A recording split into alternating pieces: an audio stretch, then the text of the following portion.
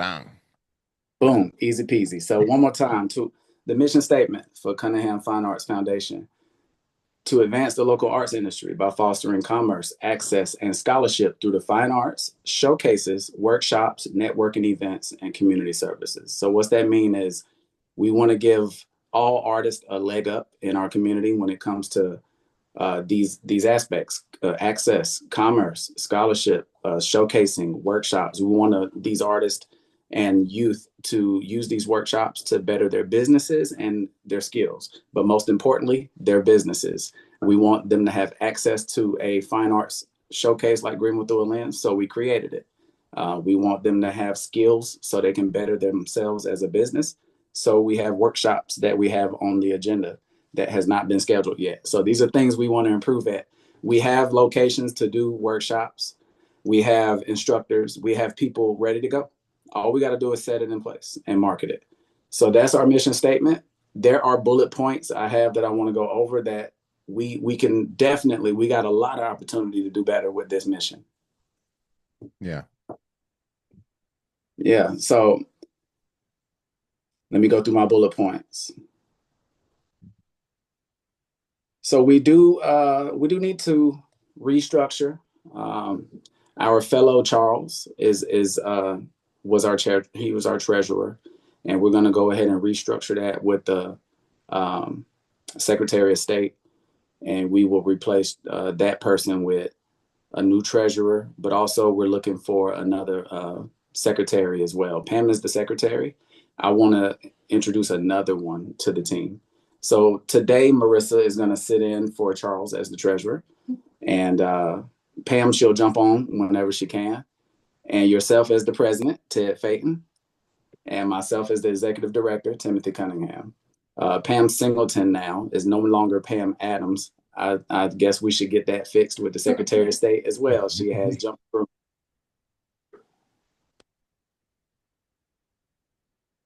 So since our last meeting, it's been 2 years. So we are behind, but there's not much catching up to do. We have a lot of off the cuff meetings. And since our last meeting, we've covered a lot of ground when it comes to the showcase. It has become sustainable, right? So that is a blessing, and that is a testimony to all the hard work and structure that we put into Greenville Through a Lens. So these artists are now able to jump into a well-oiled machine, showcase their work, boost their brand, and walk away with a lot of showcasing experience and expanded network from doing the exhibit, and also art sales, to contribute to the cause that the showcase does, and to contribute to their own businesses. So that I'm super proud of. You've seen Greenville Through a Lens grow, Ted, and what do you think about? I mean, I think it's fantastic. And like you said in the mission statement, I think the attention was well set and put on to the showcase for the intentionality of that being the umbrella where everything else drives. Mhm. You guys have really set the foundation strong for everything else to be done with the workshops, the networking events, with that flagship Greenville Through a Lens event that you've created. So I'm excited. It's on the calendar and blocked off for this year because no new baby, no wedding gonna get in the way this time. So Yeah. to see the growth even from afar has been great to see. But I'm excited to experience it again because it's a whole different perspective from looking at the videos and social media to actually being in the room and feeling that energy and feeling that growth. And like you said, the opportunity that it gives, not just for the artists that are involved in it, but for artists that get to attend it and see Exactly. what's possible, right? It's like, oh Important. shoot, I could do this. And that's what I think is huge and paramount for the Cunningham Fine Arts Foundation and really everything that you're building on top of that. Okay. And reporting on the actual Greenville Through a Lens Art Showcase. It's an annual showcase every April. Um, it has contributed exactly what we just said. It was intended to be the flagship and the umbrella of everything, and it sure did become that. And going over, I'm gonna let the treasurer go over the account balance as it stands right now. And the account balance as I've been working on the logistics for 2026 Greenville Through a Lens, April 25th. And I'll go over what the account balance is gonna look like when it's all said and done in 26. Yeah, currently the balance is $2,427.17. Already for the next showcase, the venue has been paid for, which we'll get into that too. The venue this year is going to cover a lot of the expenses from last year, so we won't need a decorator, a bartender, and a caterer, right? No. Yeah, we still got to pay her. Mm-hmm. So bartender and decorator. So with a balance of $2,427, that is rollover. So we are in the green from this year's event. We've been in the green since year number one. So we've never been dredging in the red. We've always been in the green, which I can't thank everybody enough, because we've had small businesses contribute. We've had 1 million in-kind donations, which we never knew was going to happen. All of that contributes to that $2,400 left over after the event this year. Mm-hmm. So we actually had about 4,500 left over, or 5,500 left over, and we went ahead and put the deposit down, which was 3,000 and some change for the venue. The venue this year is about $6,800. It covers bartending, it covers decorating, it knocks out valet parking attendants, it knocks out insurance, liquor license, retail license. Everything is taken care of with this new venue, and it's called the Rutherford, which is right here on Rutherford Road in Greenville. Pretty much downtown, right by Stone Avenue, but also it is a historical Black slave neighborhood. Benjamin Bruton started Brutontown. He was a slave from Spartanburg. We chose Brutontown on purpose, just like we chose Southern Side on purpose all these years. Now we're going to do Brutontown. They have a beautiful event venue right across the street from the historic slave graveyard. And it's a lot of stories to be told about that at the showcase. So I don't want to beat the showcase to death, but I did want to recap the budget, and the budget looks good. We have, I just applied for Metropolitan Arts Council grant today, in hopes to continue getting $3,000 from them in operational support for the project. We also have grant debt. We have rolling grants that I've already emailed some of the rolling grants, which was the Jolly Foundation and Community Foundation of Greenville. And those guys are just like, hey, we trust in you. They just there was no fireworks. They were just like, hey, touch back in the spring. We love to continue the conversation. They were super pleased with what we put out there this year. They were super pleased. The artist outsold Timothy. I'm the lead artist, and I'm the founder. And everybody would expect, these people are here to see Timothy. Nope.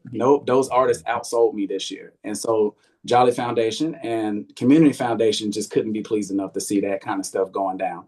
And I hope MAC can attend this year. I hope they send some board members or something. Well, there was a MAC board member there, and she was super pleased to see that happen too. So that is exactly what those donors want to see their contributions go towards, is exactly what our mission statement says. So I was super happy with that as well.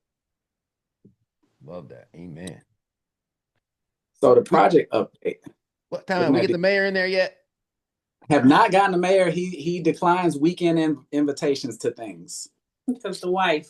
He said the wife and the family takes over his weekends, and she can come too. What that means is go after his wife, and we'll see if we can get her out there. I just saw those guys on Tuesday. We had the Honor Tower grand opening here. Nice. Committee and project updates. Well, the committee is volunteers. We have ushers who are going to return from the Young Brothers Academy. It's another nonprofit that we partner with. We have volunteers that work our front desk and work the entrance that are going to return. But like I said, with this new venue, we don't need parking attendants. We don't need none of that because it comes with it. So we knocked out a lot of, it's almost pretty much a fair trade switching venues. This venue costs more, but they give you 1 million things more. So it was a fair trade to do it. Additionally, we have potential new partners, but the same partners. We have Jolly Foundation, Community Foundation, South Carolina Arts Commission, and Metropolitan Arts Council, and Young Brothers Academy. Those are a lot of partnerships, but we have a new partnership that we would like to explore, which is the Hispanic Alliance.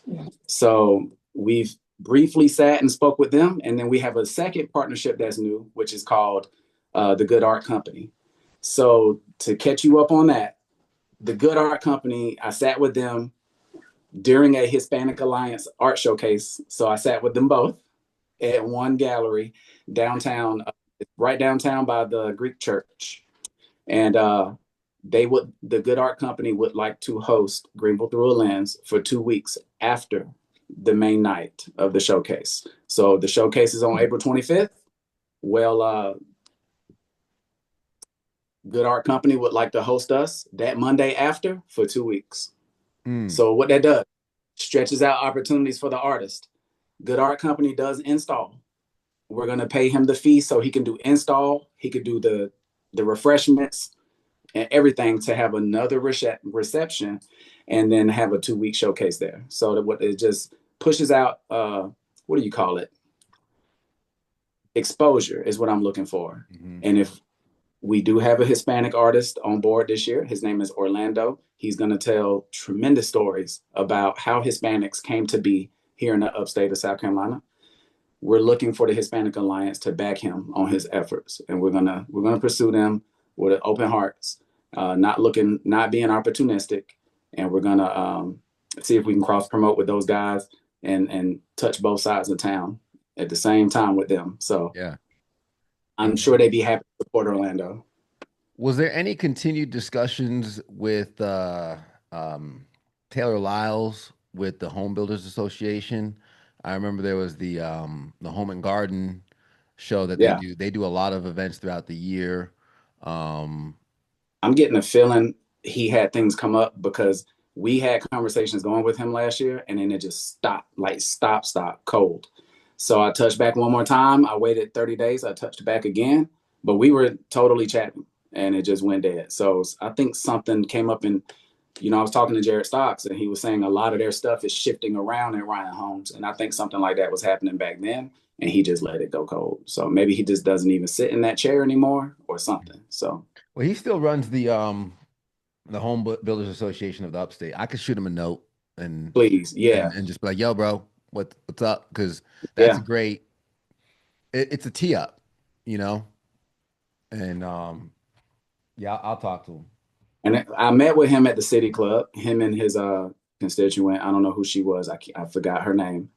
And it went well. And we kept talking on the phone after, and it just went cold. So I think he also was talking about his workload. So I think that festival really took charge of him, and he had a baby.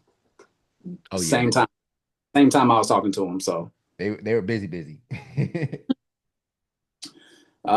education and outreach.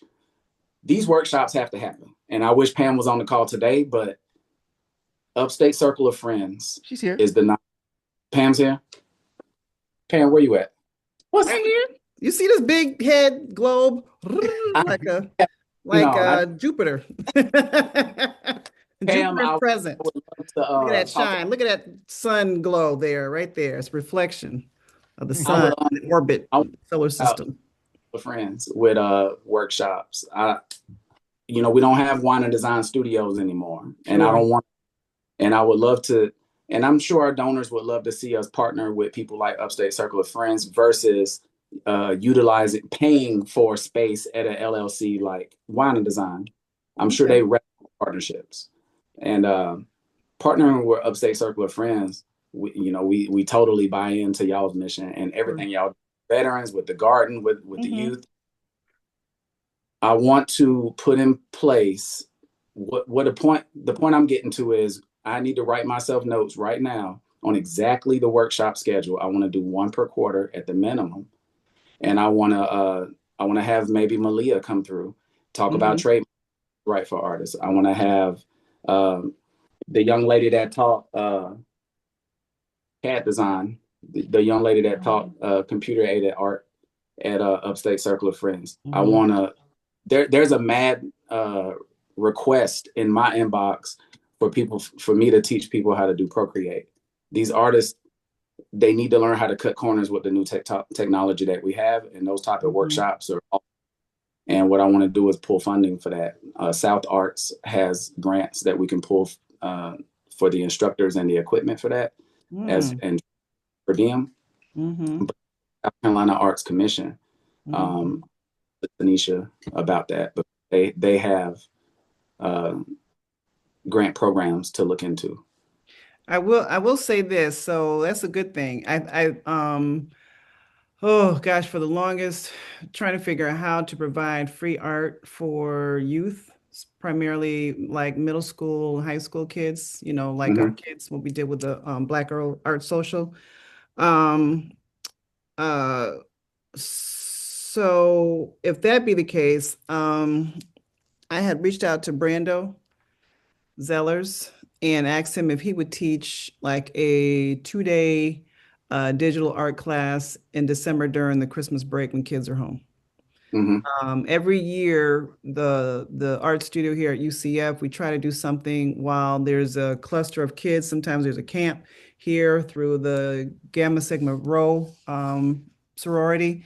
They'll have a camp here, and if not, we just I don't necessarily utilize those young ladies, the rowers, but like when we had our own camp, and Corey, she attended that one where she learned how to sew.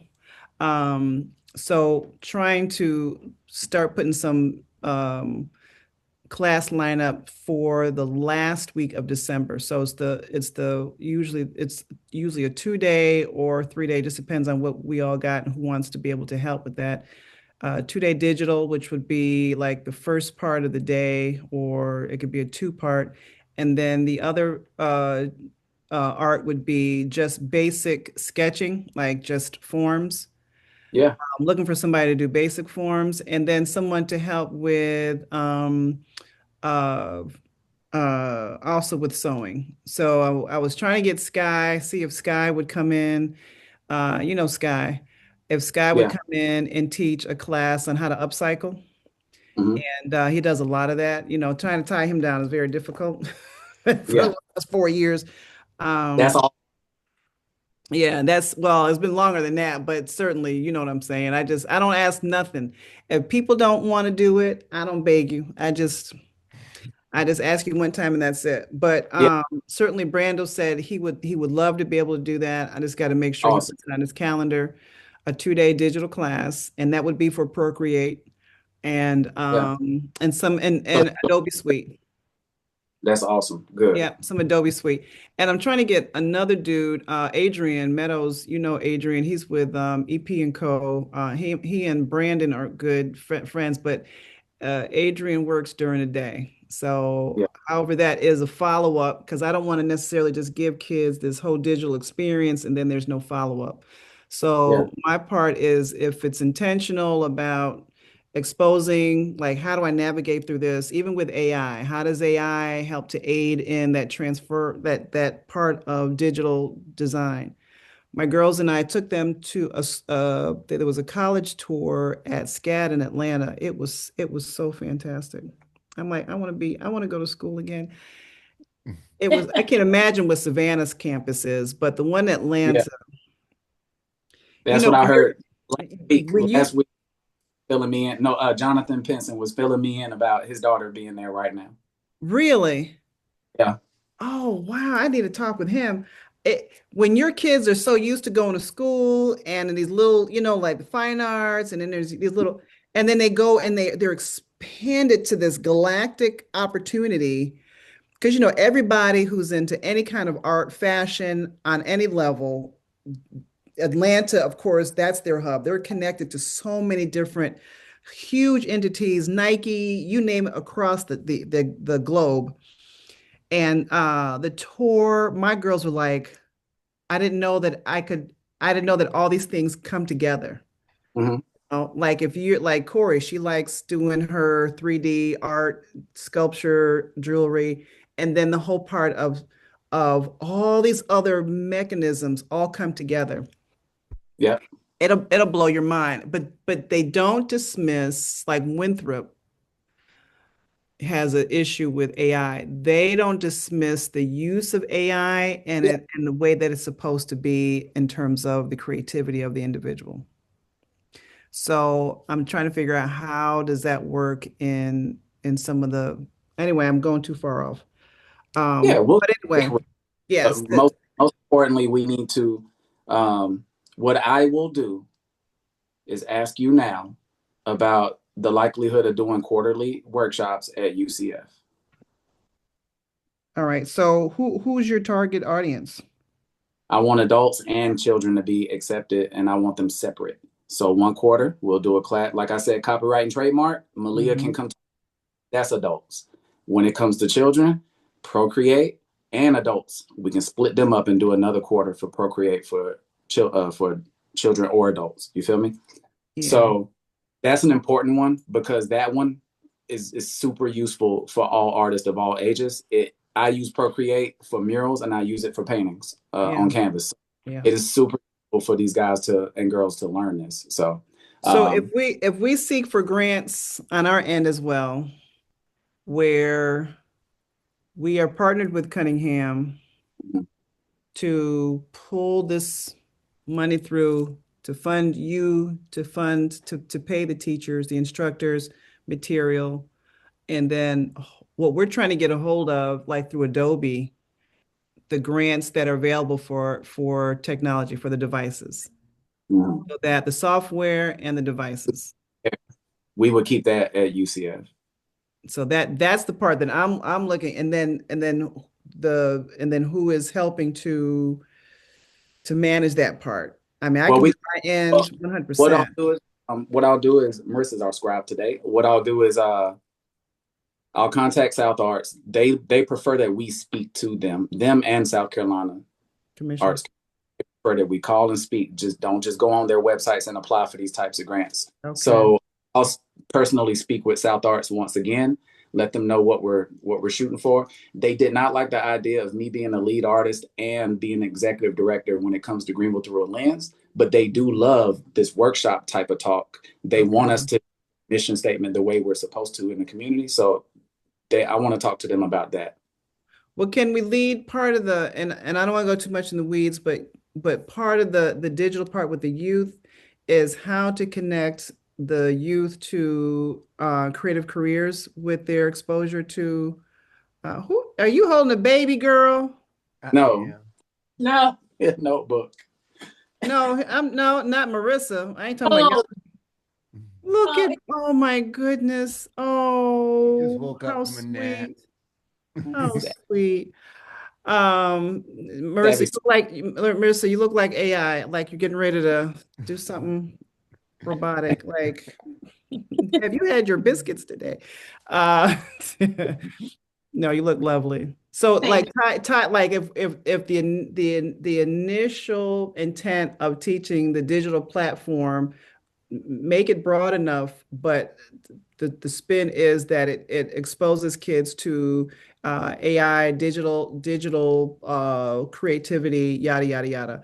There's so many companies that are tying, especially Adobe, tying so much into the AI aspect of creativity without stifling the creativity, the creator of the item. Does that make sense? Yeah.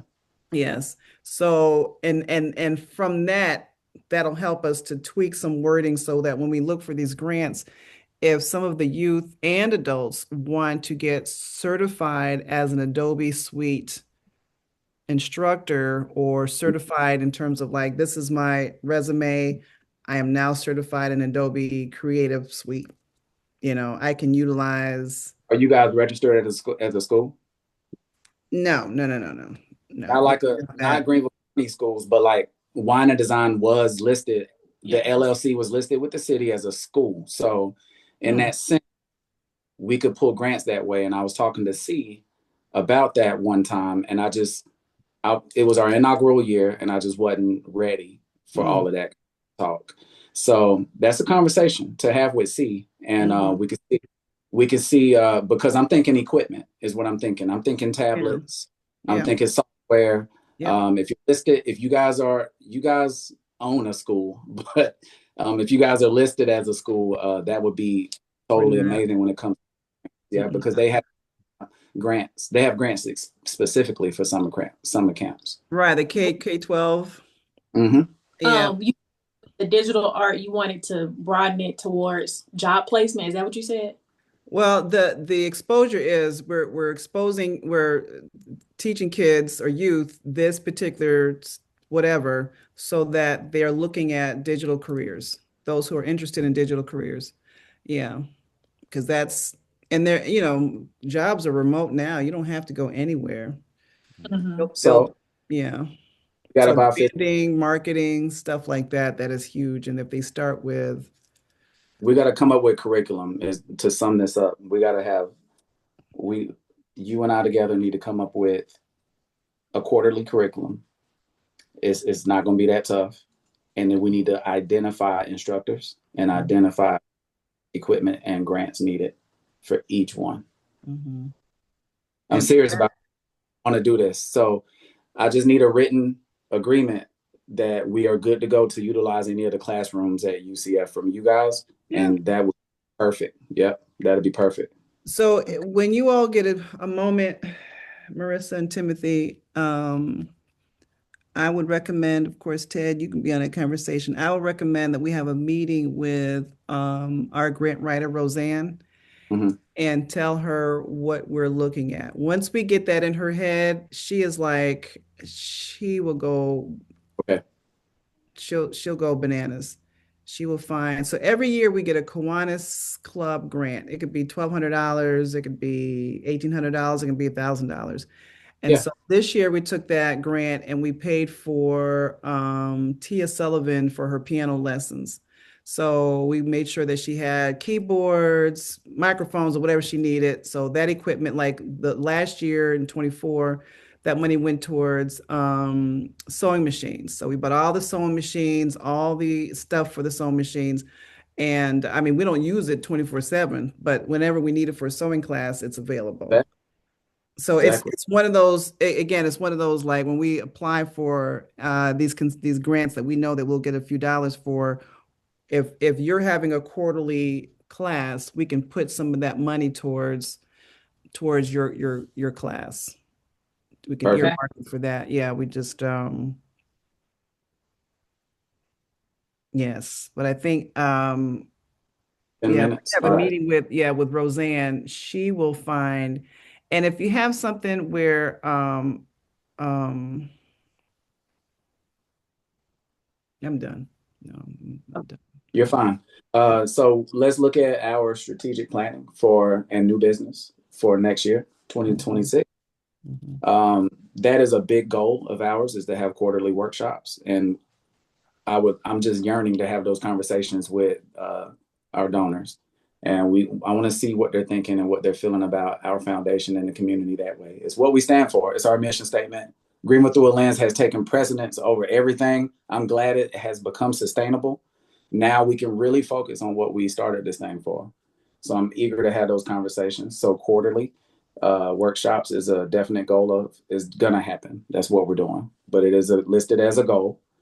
um, long-term sustainability. We haven't spoken about that. And what does that look like, Ted? What does long-term sustainability look like with the foundation? Well, I think long-term sustainability with the foundation would be, um, I think of consistent revenue opportunities in terms of for folks in the community who see what the Cunningham Fine Arts Foundation is doing and want to contribute, So making it proof, as exactly as easy as possible. Not just proof. providing the proof of it, but making it as easy as possible for people to put wind in the sails of what we're doing. Um, I don't know if there's a full landing page, donate button that offers clear tax deductibles, strategic partnerships throughout the year. Um, Also plays into that long-term sustainability. I know we talk a lot about the importance of relationships, and that's where I would look at strategic partnerships that would be ongoing throughout the year. Hmm. Um, subtle, subtle appearances, what you do with the Greenville Drive. Those Mhm. Hmm. those are heartbeats throughout the year. I Okay. would even see if there's a connection with Juneteenth festival. Um, Okay. those With are the found. little appearances throughout the year Exactly. of us showing up at other events, other locales that will remind people, oh yeah, this is still a thing, right? Yeah. This is still here, and this is what we offer.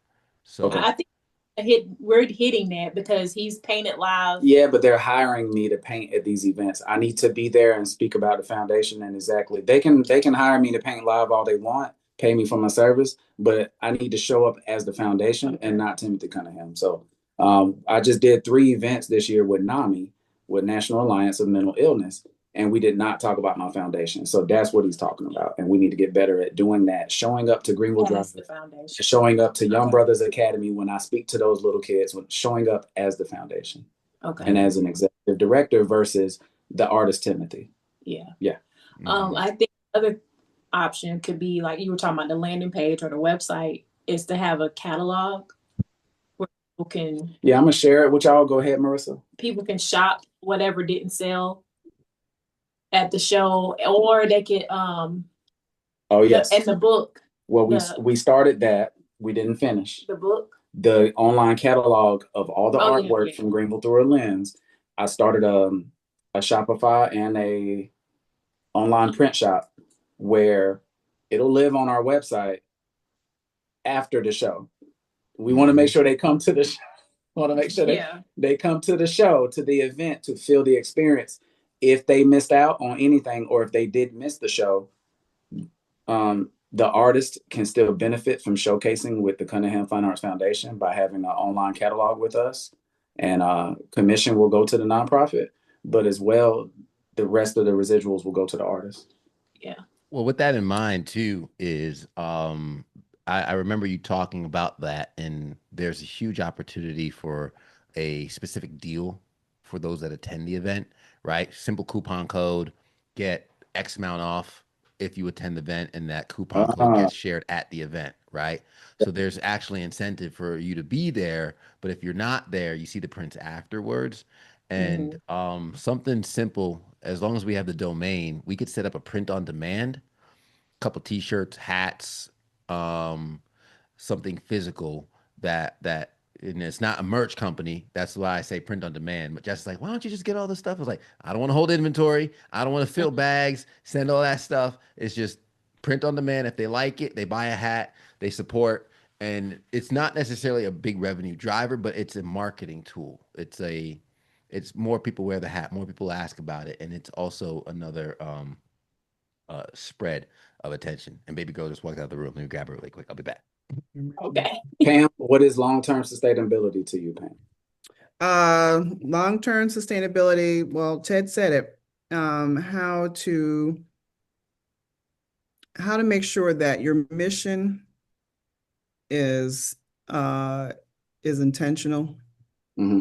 every word, and then the integrity of your mission. You're So, right. and then from that comes the private-public partnerships and donations that comes with the solid partnerships, the LOIs and the MOAs that are needed, because you'll need those MOAs. Like, who Yeah. are your, like, Upstate Circle of Friends? We really need to establish, as we're planning out what that looks like, that you're requesting from us is a MOA, so Hmm. that when you start looking for funding, they know that you are tagged in with also an integral organization. Exactly. I think that your mission statement needs to have needs to still always look back at it, right? Like, part of the strategic planning is to look back at your mission and to dissect it. Yeah. What are some of the things in there that are no longer relevant? What are the things that are relevant? Change that with the Secretary of State. Huh? Can we change our mission statement? Yeah, you can always change your mission statement. Yeah. I mean, that's that. I mean, especially for a new entity, you know what I'm saying? You're, and then it becomes more clear. You Hmm. realize the areas that you really feel connected to that are needful within the community because you've done your assessment. Well, I Um, feel like to be taken off of it because that's not what we specialize in. I right, feel we give kickbacks and we donate to the Urban League STEM department. We donate to Young Brothers Academy, but we don't do scholarships like we intended in the beginning. right. And those things you can show as your how you give back to the community. I mean, that part showcasing that is huge because you're not just waiting for people to give to you. Um, Hmm. Basically, your mission is like, how do we elevate other artists? Yeah. But I would certainly um, be transparent and the mentorship aspect of meeting with other people like your board and even with I was thinking about my husband. He's really good at him and Dolores and Roseanne. They're good at helping nonprofits to scale back, right? Oh, okay. And because you know you because when time changes, they're not doing what the intent and their initial intent was back 20 years ago. Dolores started it as a special needs school. Well, her Got it. son is like in his 30s, so all that's gone away.